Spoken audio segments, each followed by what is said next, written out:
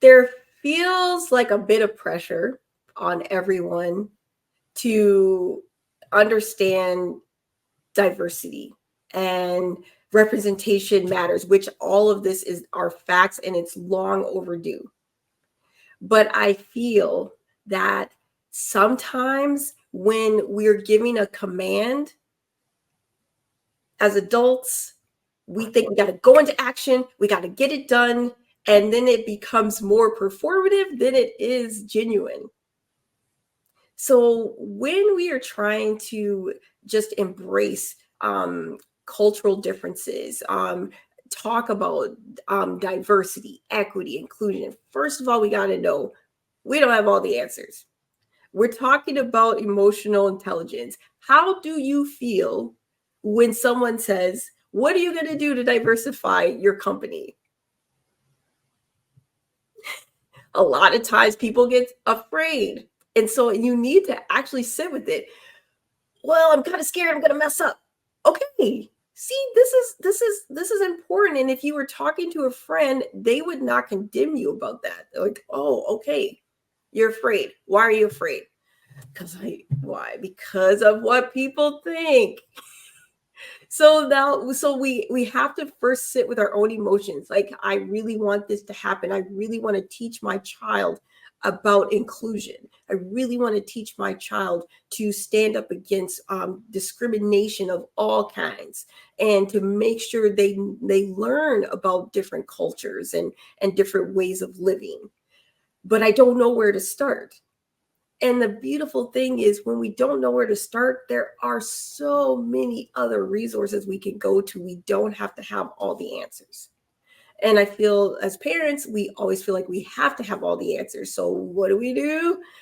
We got to be a little more multicultural. We got to be a little more diverse. So then we start pulling out things that are performative.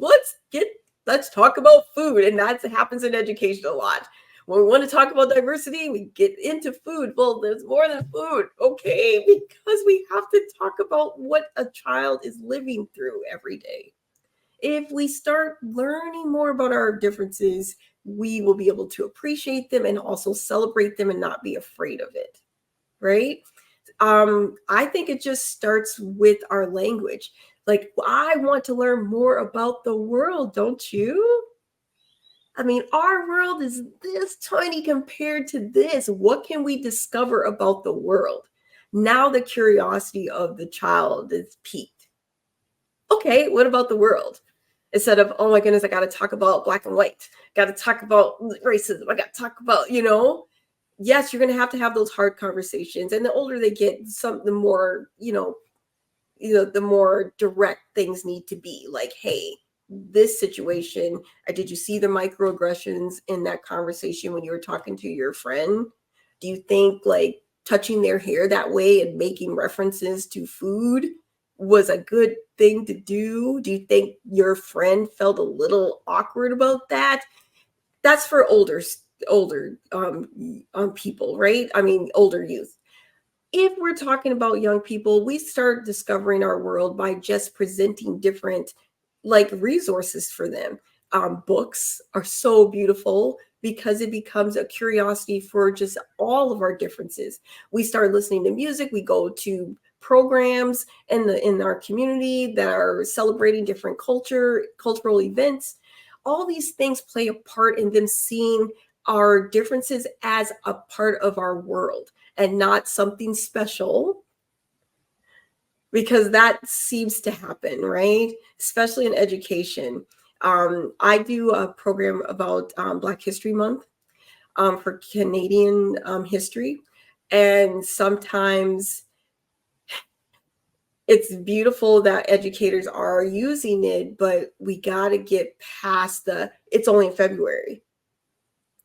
So I started bringing this to light and not going, hey, you need to start talking about Black history as more than just on February. This is performative. That's a defense, and people aren't going to really respond as well as I would like them to.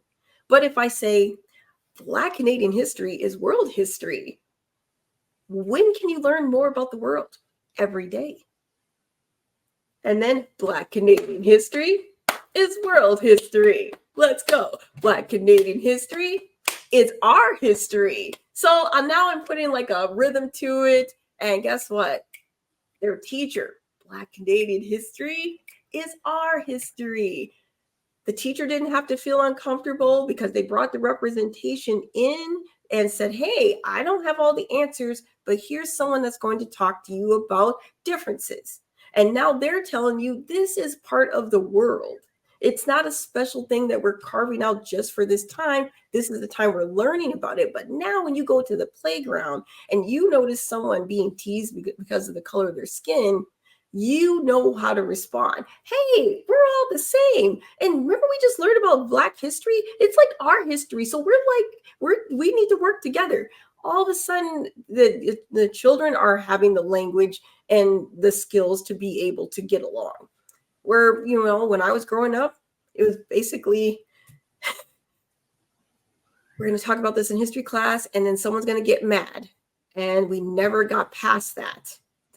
It wasn't the open and beautiful dialogue of being able to have someone who's not Black ask me a question and not feel afraid that I'm going to, label them or cancel them because they're asking me a question or they didn't know that this was learned behavior.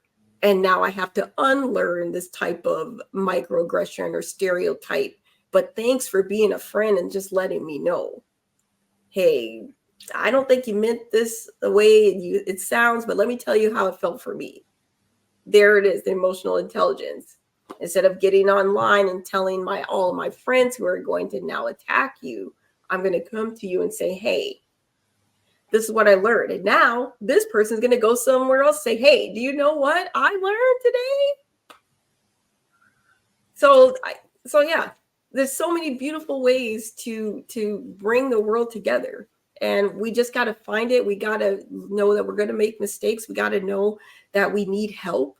And when we continue to want to learn and make those mistakes and learn from them and be better, it's just going to make the world a beautiful place.